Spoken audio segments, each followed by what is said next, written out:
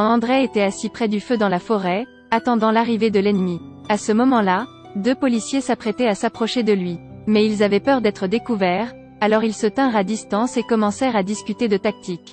L'un d'eux a dit à son collègue de venir l'entourer par derrière, mais quand ils se sont approchés, André était introuvable. Un policier est allé à la porte et l'a ouverte et a regardé à l'intérieur. Soudain, un morceau de bois le frappa au visage, le faisant tomber au sol. L'autre gars a immédiatement couru pour examiner la blessure de son collègue, mais maintenant André est apparu derrière. Il était sur le point de sortir son arme et de tirer, quand André a repoussé l'arme d'un coup de pied. Et André l'a frappé au visage avec un bâton enflammé. Puis deux policiers au visage meurtri étaient assis solennellement devant André. André a enlevé leurs deux fusils et les a jetés, puis les a fait se menotter. Demain, passez ma parole à votre supérieur, dites-lui de ne plus venir ici.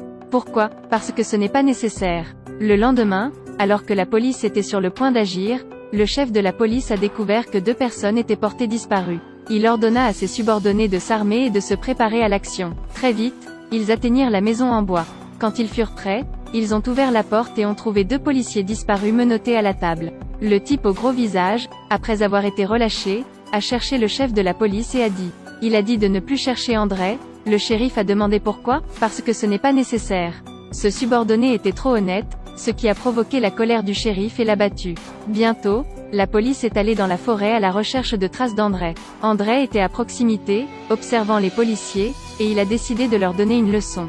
Soudain, quelqu'un a marché sur le piège tendu par André. Ensuite, André a utilisé l'arme qu'il a fabriquée et en a touché une. Il était évident qu'il n'avait pas l'intention de leur enlever la vie. À ce moment-là, les autres policiers étaient extrêmement paniqués, tenant des fusils à la main et tirant sauvagement. André a roulé plusieurs fois, esquivant tous les coups de feu de la police. Un instant plus tard, André est de nouveau apparu au-dessus d'eux. La main qui tenait l'arme l'a jeté violemment sur l'épaule d'un autre policier. Le chef de la police a également réagi très rapidement, utilisant immédiatement une arme à feu pour attaquer André. Mais il esquive rapidement l'attaque. Il se déplace adroitement à travers la forêt, comme si cet endroit était sa maison. On voit qu'il connaît bien cet environnement. Et le chef de la police menait toujours le poursuivant derrière. Mais personne ne s'y attendait, André est revenu pour s'occuper des policiers restants. Seulement pour voir André sauter derrière un policier et l'assommer. Souboff s'est senti en danger et est allé vérifier, et André l'a arrêté. Prend un long couteau, met-le sur son cou et dit s'il veut vivre, sors d'ici. Le shérif continue d'envoyer des gens pour chercher André. Mais ils ne virent qu'une ombre noire passer. André est apparu à l'improviste devant le shérif. André assomme le shérif, puis lui met un couteau dans le cou et parle. Ne me suivez plus. Le shérif a vu le couteau à côté de son cou, mais n'a pas du tout eu peur.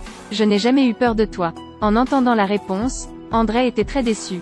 Après avoir hésité, André ne l'a toujours pas tué, mais l'a juste frappé, l'assommant. Puis André s'est retourné et a disparu dans la forêt.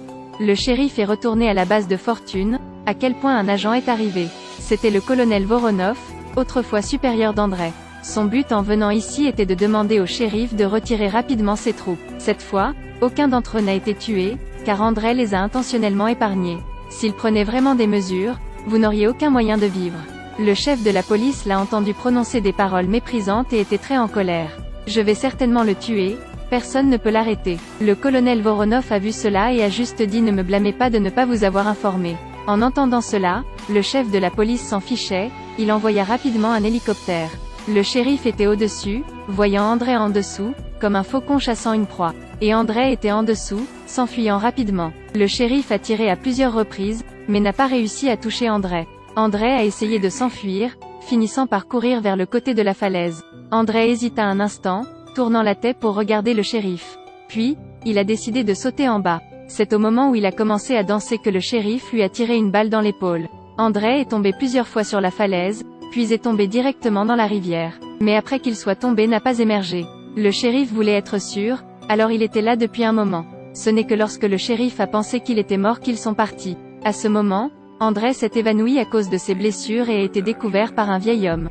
Par coïncidence, il était le grand-père de Nastia, qu'il avait sauvé la veille. Nastia a vu qu'il était si grièvement blessé et était extrêmement inquiet. Elle l'a aidé à soigner la blessure, puis a caché André ailleurs. Cette nuit-là, André s'est réveillé, il ne voulait pas s'impliquer dans la maison de Nastia, alors il a décidé de quitter cet endroit. Mais découverte de manière inattendue par Nastia, elle a décidé de s'enfuir avec lui cette fois. Parce que la blessure d'André était trop grave, les deux ont prévu de se reposer pour la nuit avant de partir.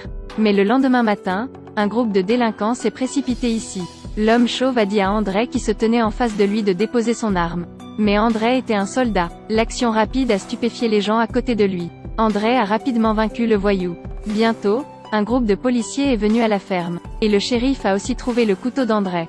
En voyant le couteau couvert de sang, il sut qu'André était toujours en vie. Mais il ne s'attendait pas à ce qu'André soit maintenant à la racine d'un arbre non loin de là. Le chef de la police a trouvé Nastia, il lui a attrapé les cheveux et l'a menacée, la forçant à révéler où se trouvait André. Nastia est également très résistante, insistant pour ne pas dire où se trouve André. André a vu cela, juste au moment où Nastia était sur le point d'être emmenée dans la voiture, il est apparu.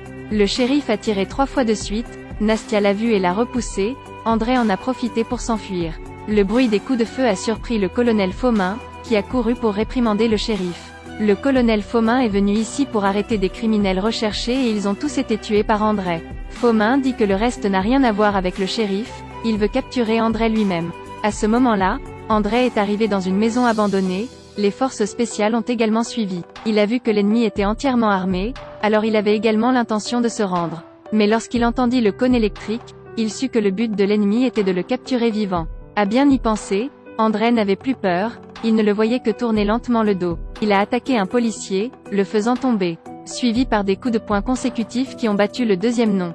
Le troisième gars savait qu'il ne pouvait pas gagner contre André, alors il a ouvert le feu. Voyant cela, André fit immédiatement semblant de se rendre, puis en profita pour le renverser rapidement. Ensuite, André a sauté à terre, s'occupant du policier qui venait d'arriver. Il a déclenché un coup de poing puissant, chacun des coups de poing d'André était très puissant. Puis un coup de pied volant très fort et enfin un coup de poing dans le ventre. Soudain, un policier d'en haut l'a poussé dans l'eau. André a également réagi rapidement avec un puissant coup de poing.